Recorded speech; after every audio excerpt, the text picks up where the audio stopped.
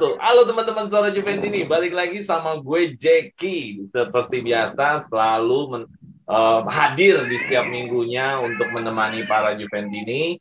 Kali ini materinya adalah preview yang luar biasa. Kali ini kita kasih tajuk Grande Partita. Wede. Jadi Grande Partita ini maksudnya adalah udah lama Milan belum lagi di posisi yang seperti ini. Jadi Milan nih berapa musim sebelumnya mungkin kisaran 8 musim yang lalu masih mediocre ya. jadi baru 2 musim ini. Kayaknya 2 musim ini atau 3 musim ya sih. Si Milan ini ada Baru 2 musim. Baru 2 musim ya. Dua musim. Baru berarti yang sebelum-sebelumnya kita anggap nggak ada dulu.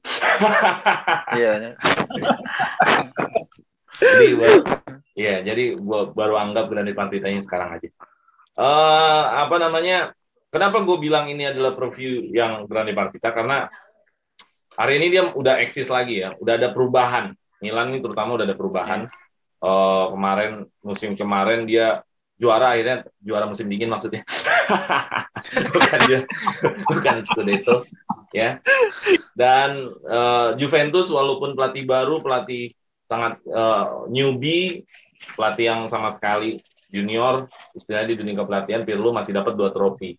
Jadi walaupun ada perubahan, tapi belum dapat apa-apa ya Milan ya. Jadi gue pikir, kenapa gue kasih tajuk Grande Partita, dia mencoba untuk kembali lagi, dan Juve tetap mau tetap stay di atas. Jadi ada satu tim yang mencoba untuk kembali, tapi ada satu tim yang ingin terus ada di atas, yaitu Juventus. Nah, seperti yang tadi gue bilang, kenapa ini disebut Grande Partita? Gue pengen lihat lagi adalah tentang pertemuan pertama kita di musim ini. Tapi sebelum pertemuan pertama kita di musim ini, kita lihat dulu klasemen. Nah, klasemen Merda ada di peringkat 1. Tapi dia masih sisa 1 pertandingan. Ini lawan siapa ya? Sisa 1 pertandingan. Ingat nggak nih? Di lawan siapa? Lawan Bologna kalau nggak salah, lawan Bologna. Bologna ya? Bologna. Apa sih Corona ya?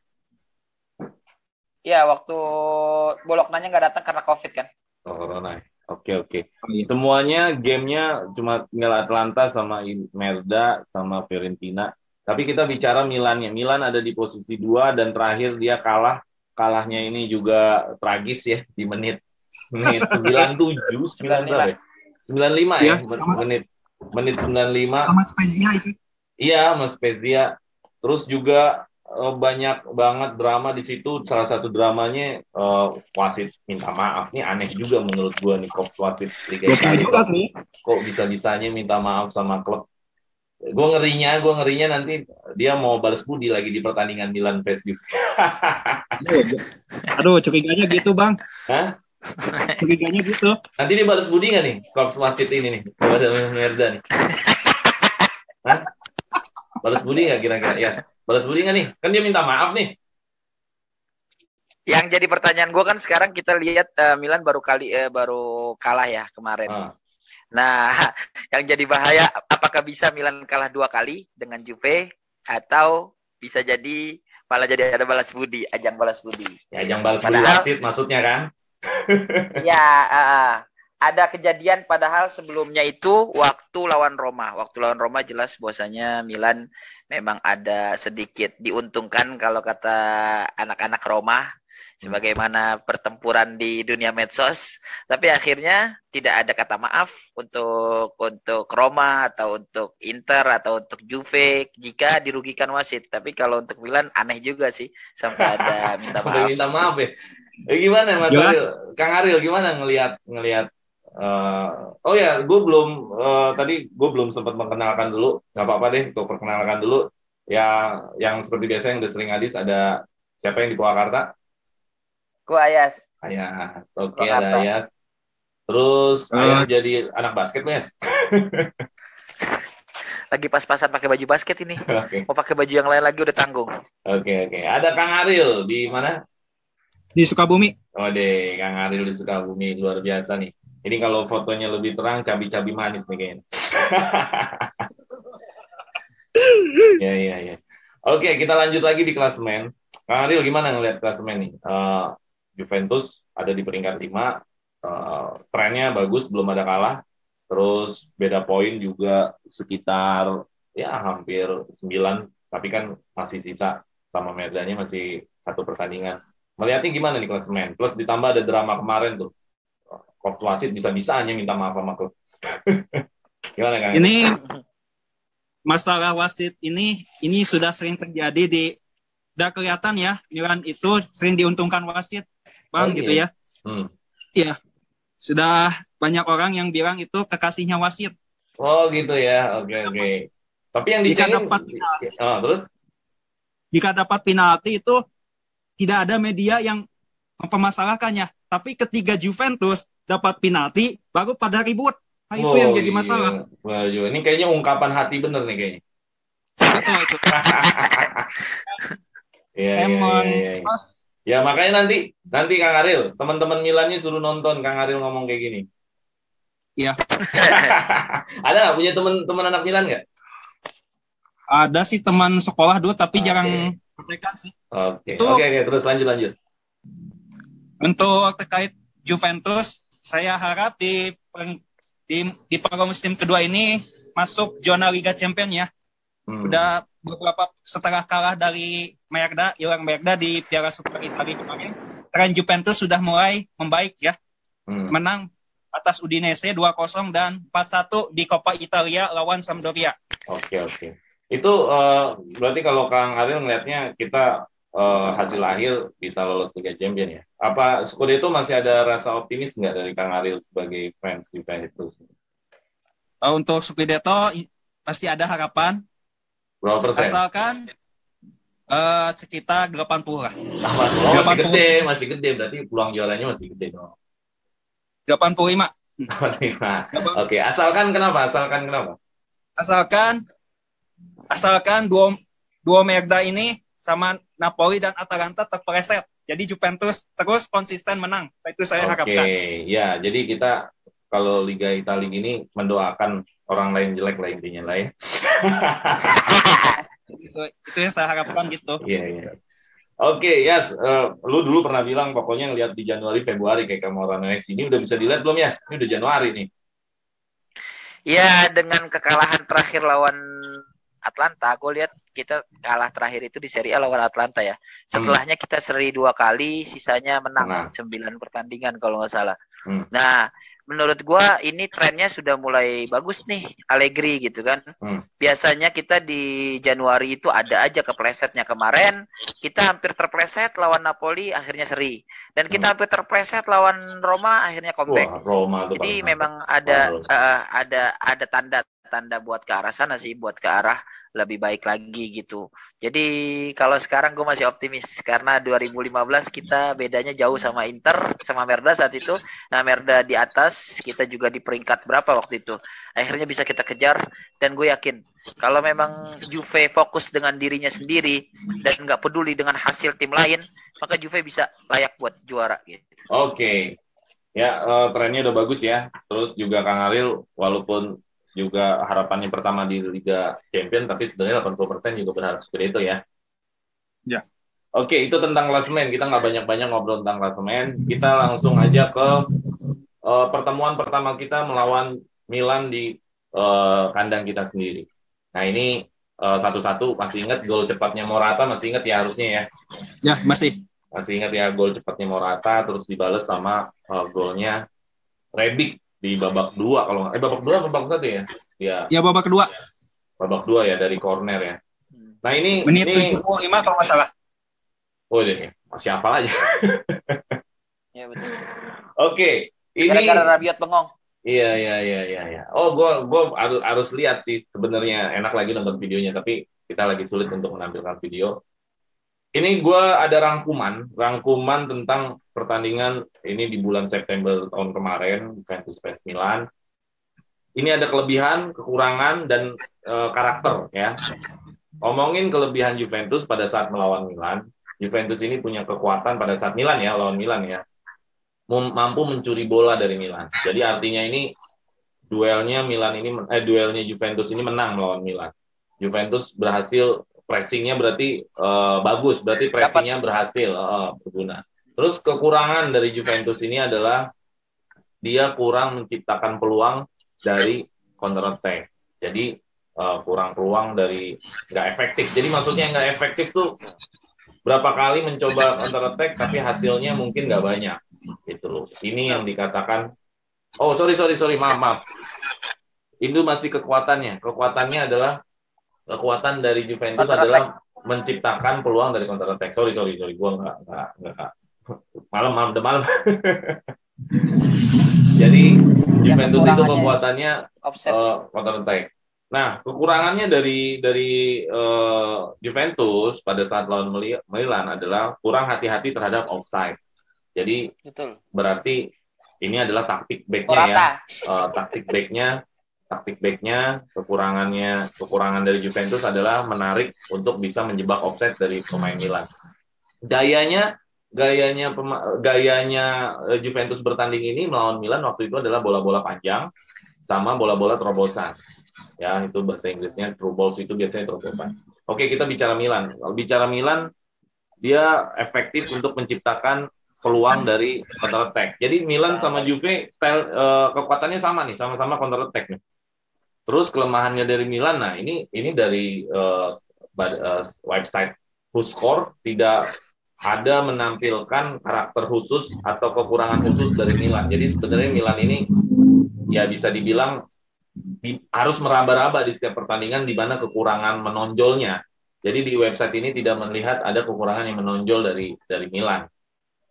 Nah, terus kalau untuk gayanya Milan ini lebih suka shoot jarak jauh. Waduh, shoot jarak jauh. Siapa sih yang suka shoot jarak jauh di Milan?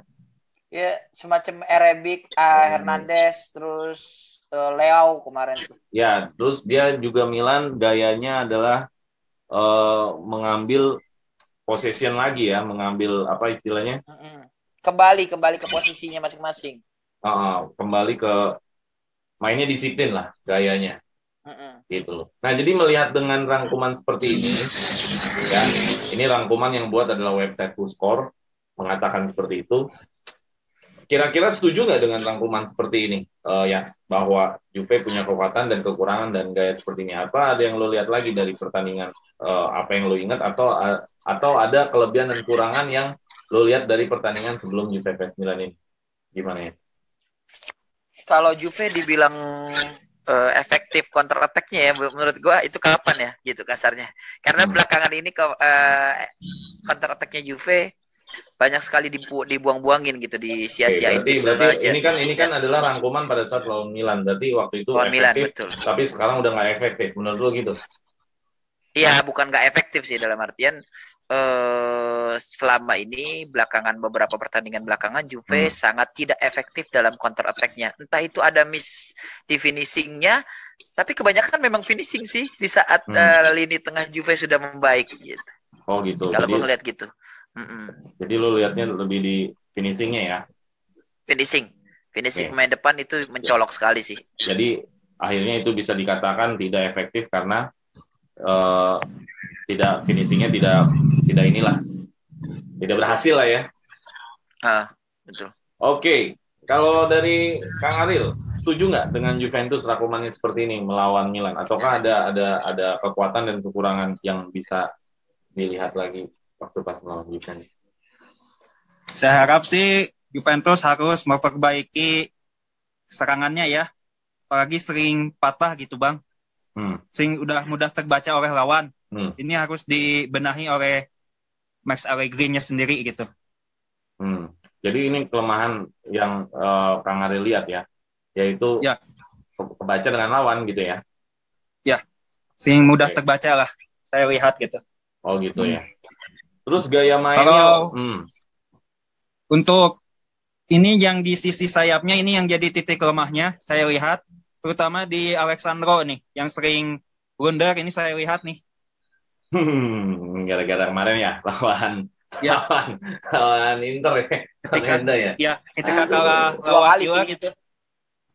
Lawan Sampdoria juga kemarin kan miss-nya di dia.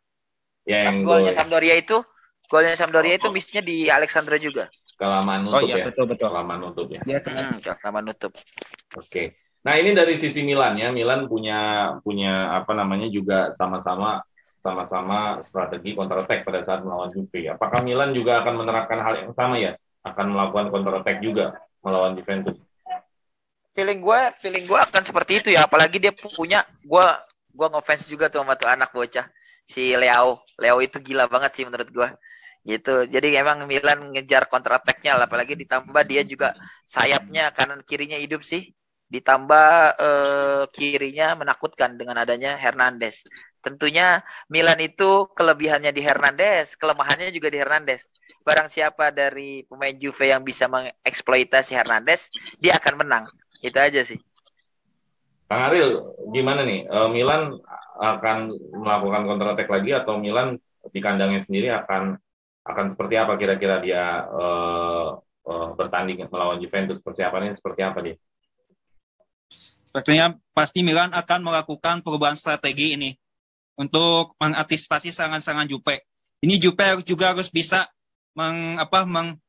mengantisipasi, apalagi ini dari Rafael Leao dan Theo Hernandez dan juga Rebic yang patut diwaspadai. Oke, lini belakang Juve.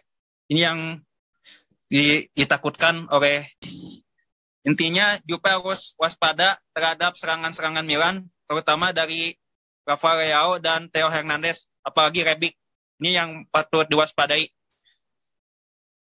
Nah, intinya itu. Oke, kita ke slide berikutnya. Slide berikutnya adalah mengenai open play, ya, bagaimana serangan attempts-nya. Ada open play-nya 9 kali, set piece-nya. Jadi ini shoot-nya lebih banyak Milan nih. Tadi kan di slide pertama kan dijelaskan kan bahwa Milan punya gaya adalah long shoot. Jadi Milan sering banget melakukan shoot dari luar kotak penalti. Terus Juve sendiri pun nggak terlalu banyak kalau dilihat dari datanya. Kira-kira nih bakal punya kesempatan lagi nggak nih Milan melakukan long shoot seperti itu? Dari Kang Ariel dulu deh, Kang Ariel. Oke, gue ulang ya. Ya, di slide ini kita diceritakan, dihasilkan datanya mengenai bagaimana serangan itu dibangun oleh Milan. Salah satunya yang kita pengen exposure adalah, yang pengen kita tampilkan adalah Milan sering sekali melakukan long shoot terhadap Juve. Apakah long shoot di luar kotak penalti itu akan lagi terjadi lebih banyak, ataukah peluang untuk melakukan shoot di luar kotak penalti akan jadi lebih dikit pada saat melawan Juventus nanti di kandang Milan? Gimana menurut Kang Arief? Untuk peluang long shoot itu kalau saya lihat pasti ada. Ini yang harus diantisipasi oleh Juventus ya, lini belakang Juve. Ini yang sangat ditakutkan ya, Bang. Jadi ini gol-gol jarak jauh ini yang sering terjadi ini. Seberapa percaya diri Kang Ariel kalau bisa memblok atau mempertahankan shoot luar dari kotak penalti terhadap Milan ini nih, Milan terhadap Juve? Seberapa percaya dirinya Kang Ariel melihat Juventus ini? Saya percaya dirinya itu berapa persen? 80% lah. 80%. Tidak mau besar-besar dulu lah. Berarti masih dikategorikan aman ya, walaupun Milan melakukan gaya yaitu shoot dari luar kotak penalti ya. Oke. Ya, gimana ya melihat data seperti ini bahwa Milan selalu punya kelebihan atau gayanya adalah melakukan shoot dari jarak jauh. Apakah ini menjadi masalah nanti nggak buat Juventus ya? Dari rangkuman kita semua tentang keadaan tandingnya Juve dengan Milan, di mana Juve termasuk terbaiknya dalam stall ball ya, dalam artian merebut bolanya kuat. Kalau memang Juve sangat rapat dan dia pressingnya juga bagus, kayaknya Milan nggak ada kesempatan untuk shoot dari jauh lagi kayak kemarin gitu. Tapi yang jadi masalah, Milan akan merubah taktiknya pasti, karena kemarin dia mengandalkan serangan balik. Bisa jadi nanti karena dia bermain di kandang, Milan akan berinisiatif memegang kendali pertandingan. Tinggal Juve, gue berharap melihat Allegri, kejeniusan Allegri di sini, karena Allegri sangat pintar dalam melawan tim yang berinisiatif memegang kendali. Gitu Bang. Ya, jadi kalau untuk shoot dari jauh kayaknya bisa diakalin sama Juve dengan mempres dari mulai tengah awalan gitu di pertamanya gitu. Oke. Ya, itu tadi mengenai shoot luar kotak penalti yang membahayakan Juventus, walaupun gol mereka kemarin tidak dari shoot luar kotak penalti, gol mereka dari corner. Cuman terdata bahwa mereka banyak sekali melakukan shoot dari luar kotak penalti. Ini juga tetap harus menjadi konsentrasi buat Juventus. Oke. Ini adalah passing. Nah, untuk jumlah passing, sebenarnya passing ini adalah 50-50 ya buat Milan dan buat Juventus. Jadi tidak ada yang mendominasi. Perbedaan seperti ini sebenarnya bukan dominasi. Ini hanya berbagi bola aja. Nah, nanti pertandingan akankah 50-50 ataukah Milan lebih dominasi, Juve bertahan nanti counter attack, ataukah kebalikan Juve yang dominasi, Milan yang nunggu untuk counter attack? Seperti apa? 50-50 apa bagaimana? Ayas dulu. Kalau gue sih feeling gue Milan akan ngambil inisiatif untuk mendominasi ya. Karena satu, dia bermain di kandang. Terus yang kedua, memang Pioli ini terkenal dengan dominasinya juga.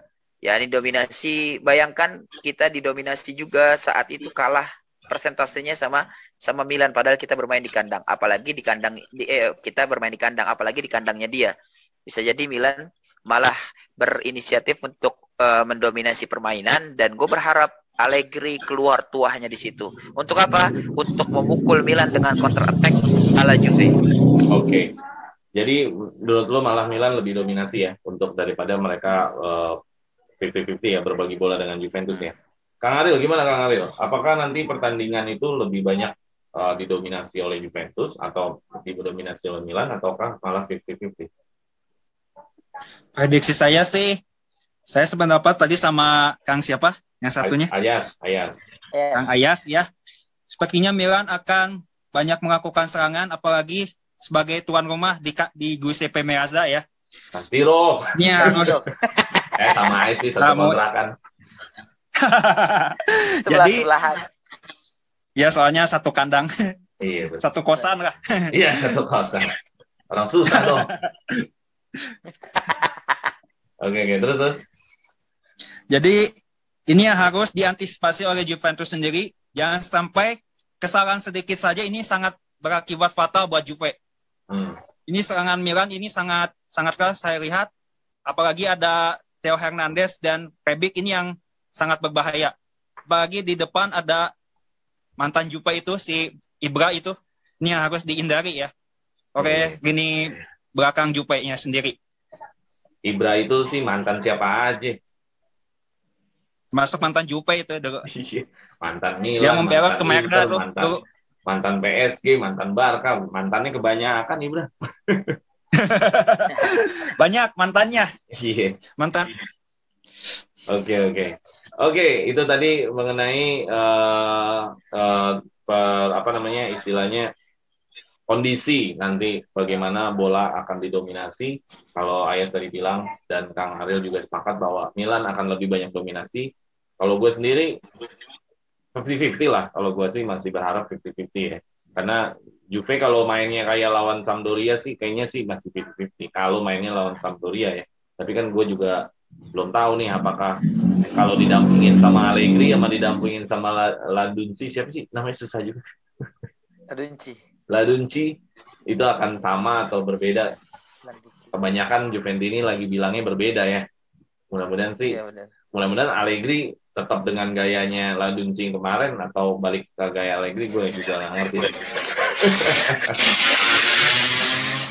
Oke. Tadi udah kita bahas mengenai penguasaan bola ya. Jadi penguasaan bola, kalian sepakat berdua bahwa Milan akan dominasi.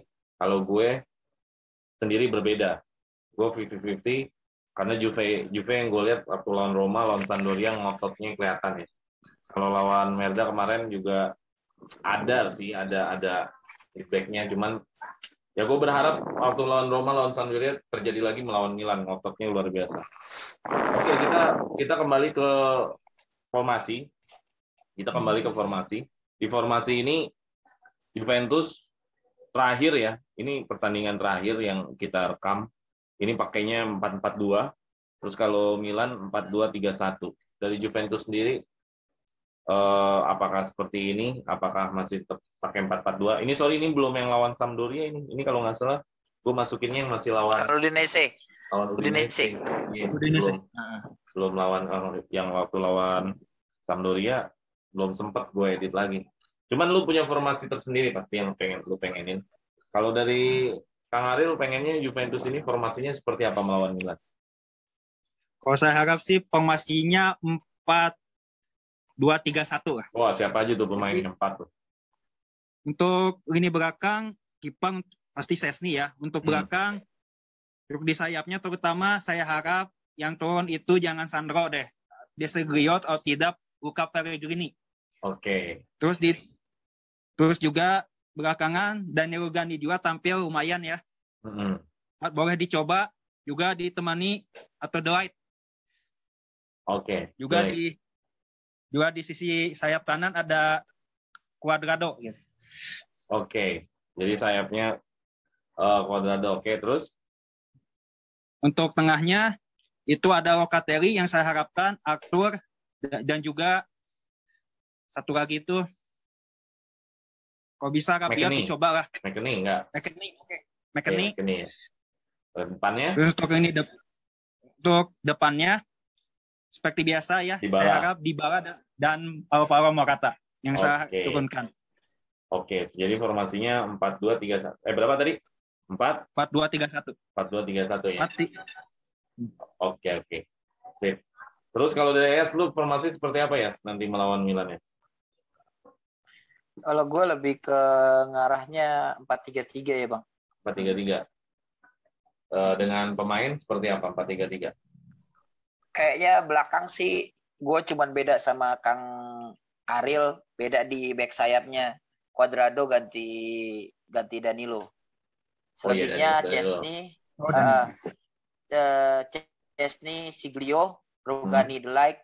Terus tengahnya Arthur, Locatelli, McKennie. Kemudian kanannya Cuadrado, false nine-nya Dybala, kirinya Morata.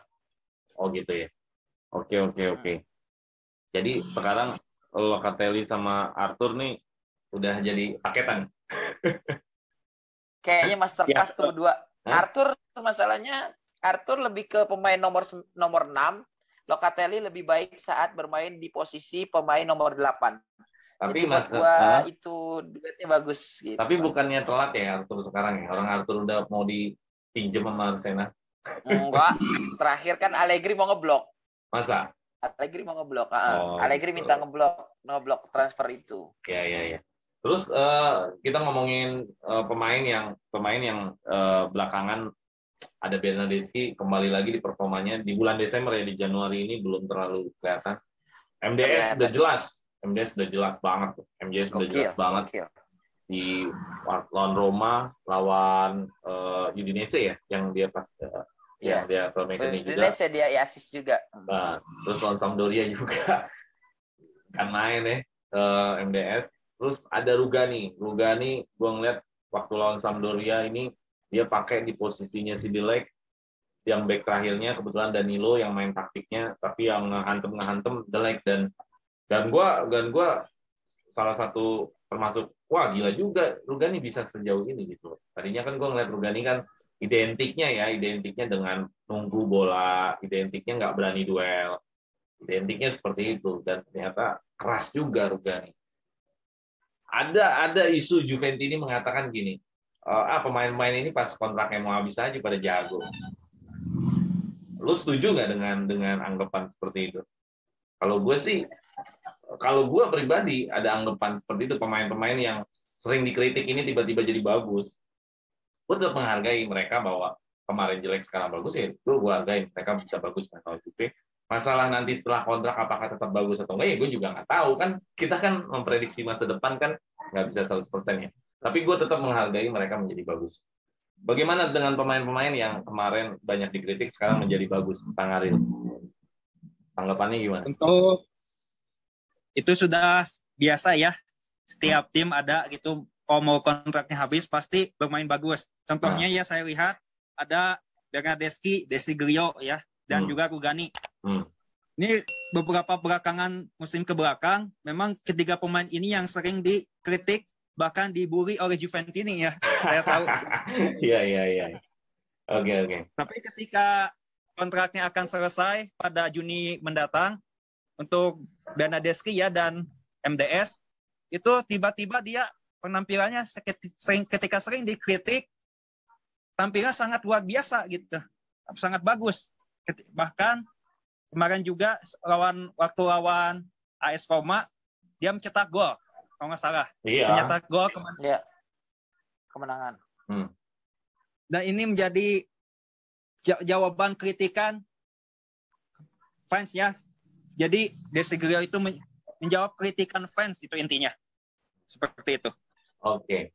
Terus kalau lu ya gimana ya? Apakah ini kebetulan mau ngejar kontrak atau memang ada motivasi untuk mau berubah? Seperti apa? Kalau cuma hanya sekadar kontrak, ya gitu amat sih. Tapi kalau motivasinya mau berubah, ya bagus tuh. Kalau gue sih nggak ke arah mau ngejar kontrak doang ya Bang, karena apalagi ketiga orang ini memang bukan line up kan, bukan 11 starting 11 kan. Dia kebanyakan berkutat di cadangan. Jadi selama dia memang mengeluarkan gerintanya, mengeluarkan semangatnya untuk bermain dengan Juve, gue sih fine-fine aja. Menurut gue juga nggak bisa dibilang dengan kontraknya mau habis kemudian jadi mainnya bagus gitu. Biar perpanjang kontrak jadi bagus, nggak gitu juga, karena ada beberapa manusia, ada beberapa orang yang memang bagusnya dia itu di saat akhir-akhir, yakni di saat masa-masa akhirnya gitu, kayak Barzagli nggak ada yang kenal siapa Barzagli, di umur 30 baru dia kelihatan mainnya gitu kan. Banyak orang yang sudah tua malah semakin menua malah semakin bagus gitu. Jadi mungkin bisa jadi nasibnya Rugani, nasibnya Desiglio, atau nasibnya Bernardeschi seperti orang-orang yang semakin tua semakin bagus gitu. Semakin tua semakin matang. Ya? Apalagi semakin matang gitu kan. Apalagi Rugani menurut gua yang kurang dari dia cuman postur tubuh aja sih. Kalau yang lainnya dia memang oke kok. Dulu dia waktu di Napoli salah satu orang yang tidak pernah terkena kartu merah. Padahal dia back loh. Tandanya Empoli kali. Empoli. Ya, Empoli.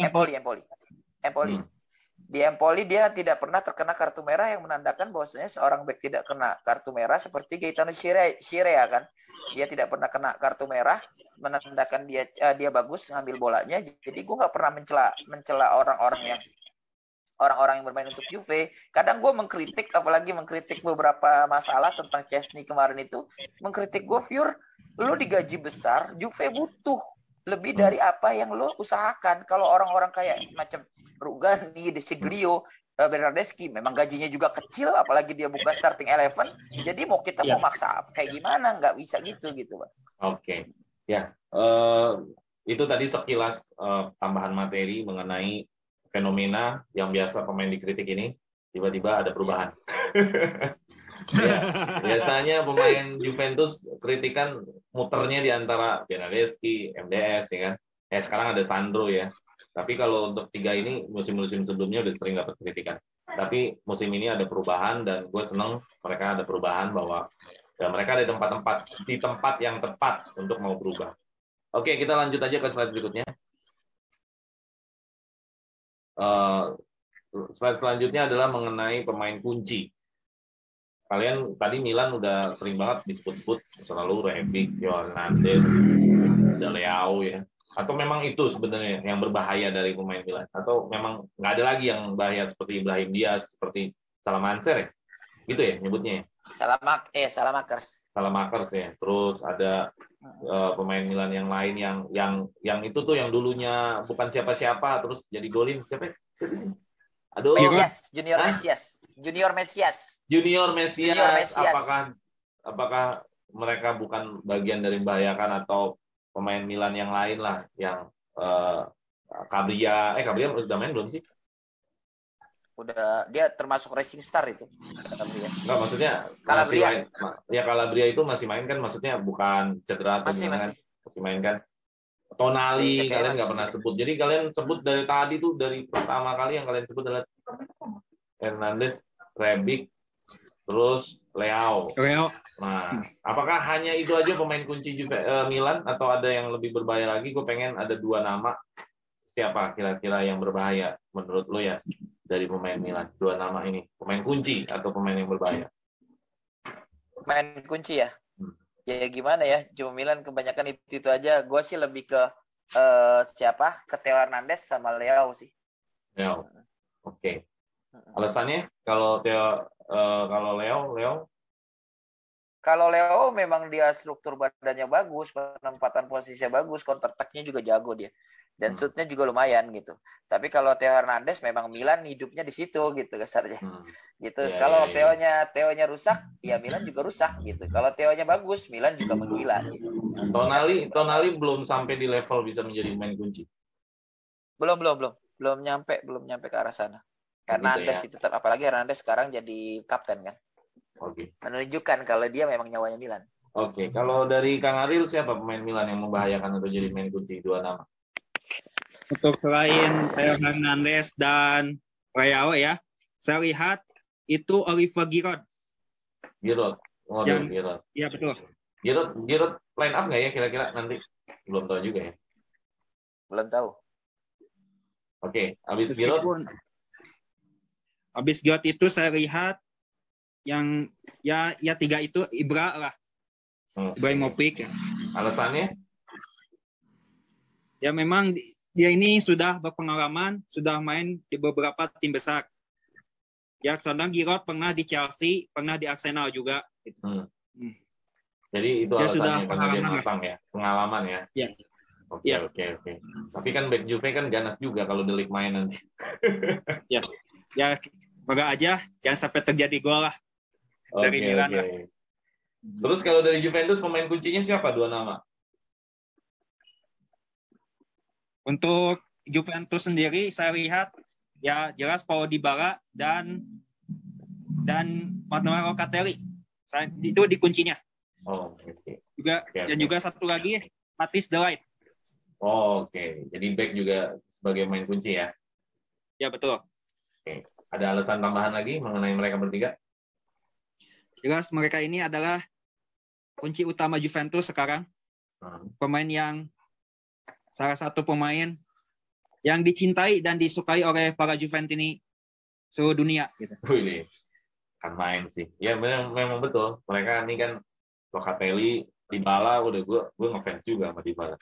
Memang sangat dicintai oleh para Juventini. Kalau dari Ayas gimana ya? Juventus pemain kuncinya yang akan membahayakan buat Milan siapa? Buat Milan gue dua nama sih. Dybala sama McKennie. Dybala sama McKennie. Ya McKennie golin mulu. Alasannya gimana? Karena McKennie kalau seandainya Arthur sama Locatelli diplot bareng, main bareng beserta McKennie, maka ada kemungkinan McKennie untuk ngeringsek ke dalam kotak penalti Milan itu lebih mudah. Karena sudah di backup sama Arthur dan Locatelli di tengah, gitu sih. Tapi kalau dia misalkan nyari posisinya tuh kan jago sih McKennie. Tapi kalau memang idealnya adalah McKennie, Locatelli dan siapa tadi? Arthur ya? Arthur. Mereka adalah ideal untuk Juventus saat ini. Kenapa lu tetap memilih Milan adalah yang mendominasi? Ya karena memang tipe Allegri begitu, Bung Lon. Kan gue bilang tergantung Allegri-nya. Gitu loh. Ya. Mau model kayak gimana? Allegri nggak pernah punya formasi baku. Formasi dia selalu bunglon gitu. Jadi kalau lo bilang kenapa gue mengatakan kalau Milan itu akan mendominasi, satu faktor dia tuan rumah itu jelas. Dia di kandang kita aja bisa mendominasi, walau lo bilang katanya masih memang sama lah berbagi bola. Tapi jelas dengan statistiknya Milan lebih unggul secara ball possession dibanding kita. Nah, itu menandakan di kandang kita saja kita kalah ball possession-nya, apalagi di kandang dia. Itu sih alasan gue.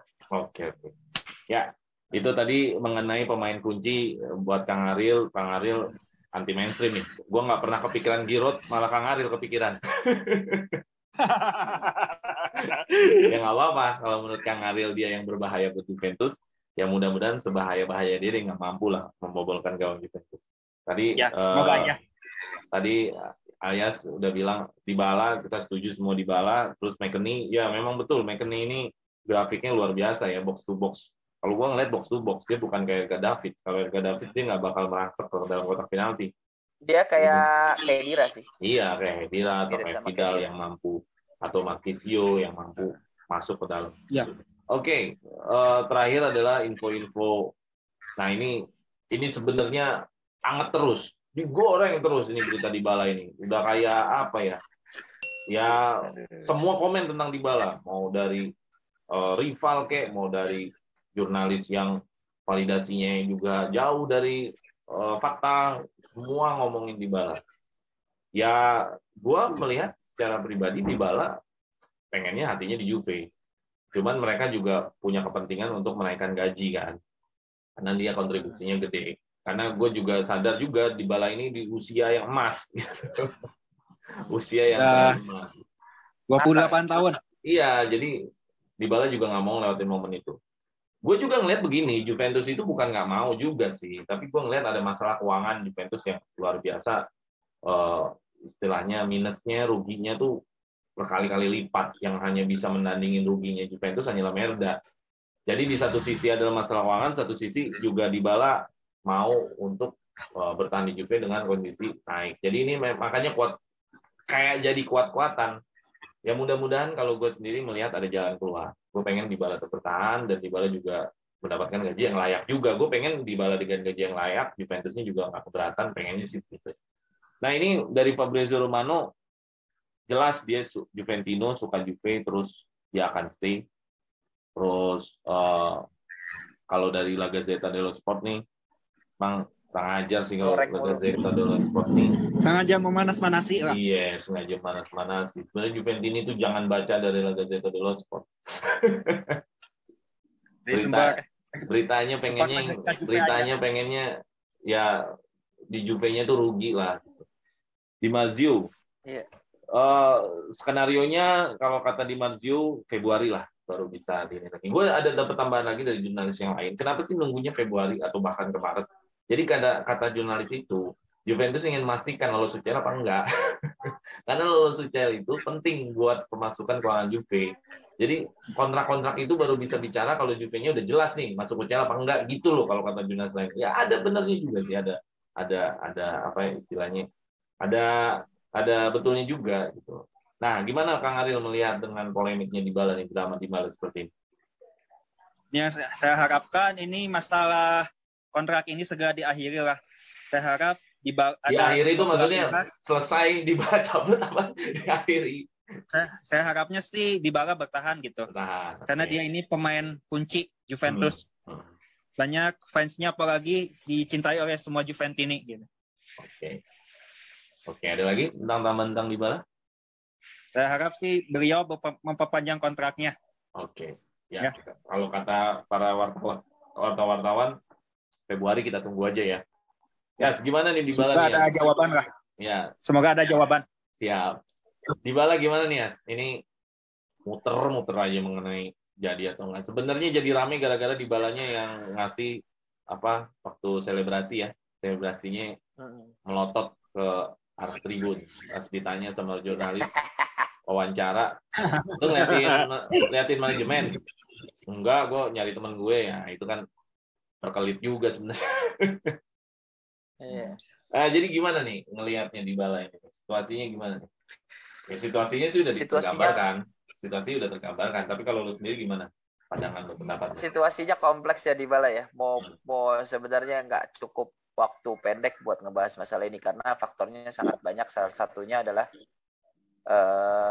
kalaupun memang Dybala dilepas, otomatis Juve akan merugi ya. Sekelas Dybala dilepas dalam keadaan gratis. Kemudian Juve belum tentu mendapatkan pemain yang seperti Dybala di pasar sekarang, yang seperti Dybala dengan harga atau dengan gaji yang kayak Dybala. Jujur aja Dybala segitu gajinya kecil. Ya kalau dibanding bintang-bintang lain, dibanding Ousmane Dembele aja Dybala kalah gajinya. Itu kasarnya buat gua mencari sosok pengganti Dybala itu yang sangat sulit. Jadinya kalau memang Dybala pun dilepas dengan secara gratis, Juve akan rugi. Satu sudah pasti. Yang kedua, Juve akan kesulitan mencari penggantinya. Kecuali Juve itu merubah inisiatif dalam membangun tim dengan mengutamakan pemain-pemain binaan sebagaimana Chelsea 2 tahun lalu. yang hasilnya setahun atau 2 tahun setelahnya Chelsea mendapatkan juara UCL dengan pemain-pemain akademinya sendiri kebanyakan. Jadi tinggal masalah Dybala ini sebenarnya tinggal Juve mau pilih seperti apa. Mau pilih melepasnya yang pasti rugi, kemudian dia belum tentu bisa mendapatkan seperti Dybala dengan gaji minimalis seperti Dybala sekarang, atau memang Juve mau membangun tim, meresearch ulang, yakni merestart ulang tim untuk dibangun, difondasikan dengan pemain-pemain akademi sendiri. Seperti sebenarnya Juve ada loh pemain-pemain yang bisa menggantikan Dybala seperti Soule, seperti Ake, seperti banyak pemain-pemain akademi Juve yang memang bisa dinaikin kelasnya untuk menggantikan Dybala. Sebenarnya bisa, cuman tinggal manajemennya mau apa enggak. Kalau gue sih dari pertama udah bilang bahwasanya dengan memilihnya Pirlo, gue cuma pengen berharap Juve meregenerasi dengan tepat dan benar gitu. Gue nggak peduli dengan juara atau tidak, gue nggak pernah peduli karena gue bukan glory hunter. Tapi arahnya itu jelas, manajemennya jangan abu-abu gitu. Gue berharap manajemen nggak abu-abu. Abu-abu itu maksudnya dalam artian manajemen ini harus jelas arah dan tujuannya kemana. Kalau mau lepas Dybala, ya lo mesti prioritasin orang atau pemain akademi lo. Lo mau mencari pengganti Dybala di luar sana, di pasar sana, nggak akan nemu dengan model Dybala dan dengan gaji seperti itu. Jadi sekarang gue pengen lihat keputusan manajemen bagaimana dia arahnya. Kalau masih abu-abu juga berarti memang nggak layak Agnelli buat megang Juve. Sekelas Juve nggak pantas punya manajemen yang masih abu-abu. Harus hitam atau putih, selesai. Ya, jadi masalah Dybala kita berharap di Februari ada kabar yang jelas ya, apakah diperpanjang atau cabut. Tapi gue setuju juga ya, nyari yang gantinya Dybala nih secara skill ya, secara permainan nih bukannya nggak ada. Kalaupun ada, bintangnya siapa? De Bruyne bisa nggak? Siapa? Mahal. Ya kan? Jadi kalaupun mau nyari pengganti Dybala itu nggak gampang juga dengan skill seperti itu, dengan posisi yang seperti itu. Kalau mau nyari main bintang tentu mahal gitu. Ya, itu mengenai situasi Dybala, kita berharap nanti di Februari ada kejelasan ya, karena ini berangkat dari Juve-nya juga punya masalah keuangan. Jadi gue juga ya posisinya karena gue nggak di manajemen, gue nggak tahu separah apa, tapi dari data-data yang ada di laporan-laporan para jurnalis keuangannya udah parah sekali, udah turnovernya sampai 80%, jadi nomboknya itu udah sampai 80%. Jadi gue harap sih bisa ada win-win solution, ada solusi lain. Oke, itu aja. Kalau Mercato menurut gue terlalu banyak yang kita bahas, karena Mercato itu hitungannya udah bukan harian lagi ya. Kadang-kadang tiap jam ada aja berita. Ya, betul. Jadi gue nggak mau bahas di Suara Juventini itu Mercato apa. Waktunya nggak cukup gitu. Jadi ya udahlah, Mercato kalian cari info aja lah sendiri. Nah, siap. Kita ngangkat Mercatonya itu buat teman-teman Juventini yang memang hangat aja, atau yang sudah pastilah, atau yang sudah 85% kata Fabio Romano atau kata Romeo Agresti. Karena kalau gue bawa semua nih, kayak ada Arthur, ada Ramsey yang terakhir Crystal Palace, waduh rame banget. Iya benar. Jadi nggak habis-habis ya. Ya Mercato itu update-nya cepet, tiap jam bahkan, bukan harian lagi ya. Bahkan kadang-kadang pagi ngeberitain apa, siang ngeberitain apa. Ada satu berita lucu di Sky Sport. Juventus menginginkan gelandang Chelsea yang Chelsea apa Arsenal ya? Forte itu. Arsenal. Itu hari ini misalkan nginfoin nih Sky Sport. Juventus menginginkan Partey. Besok Sky Sport juga yang nginfoin. Allegri menolak Partey lah terus. Masa cuma beda satu hari tuh info Mercato berubah sih. Berarti kan sebenarnya validasinya aja mereka sebenarnya ada gorengan, ada benar. Itu yang namanya juga media, Bang. Iya, ada yang benar, ada yang gorengan. Oke, itu aja. Ada lagi yang mau disampaikan terakhir tentang Milan vs Juve ini, kira-kira skor berapa? Kalau buat Kang Ariel. Untuk saya 2-0 untuk Juventus. Wih, yang golin siapa? Pencetak gol pertama Alvaro Morata, pencetak gol kedua Paulo Dybala. Oke, ya Dybala sama Morata di kandang San Siro bukan hal yang ini sih. Kaku lagi sih, biasa mereka golin di sana. Lu siapa ya? Skor berapa ya? 1-0 aja Dybala. 1-0 Dybala ya. Gue juga 1-0 karena Milan juga, ya gue bilang Milan nih berubah di 2 musim ini, tapi 2 musim sebelumnya kita nggak usah ngomongin Milan. Begitulah. Oke, makasih Ayas ya. Udah selalu berbagi pandangannya terhadap para Juventini dan penonton Sore Juventini. Terima kasih juga Kang Ariel yang ada di Sukabumi.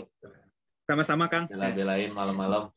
Nanti bantu share ya kalau kita sudah tayang ke teman-teman di luar supaya nonton Sore Juventini. Karena di sini adalah tempatnya para fans Juventini itu ngomongin tentang Juventus. Gitu. Oke, siap. Oke, itu aja teman-teman tentang hari ini preview Milan vs Juve yang dikasih materinya atau dikasih pandangannya, dikasih informasinya oleh para Juventini. Ada Kang Ayas di Purwakarta, ada Kang Ariel di Sukabumi. Jangan lupa share, like, and subscribe. Terus juga terima kasih bagi yang sudah menonton sampai di channel yang terakhir ini. Oke, thank you. Siap. Salam. Fino alla fine. Forza Juve. Juve. Forza Juve.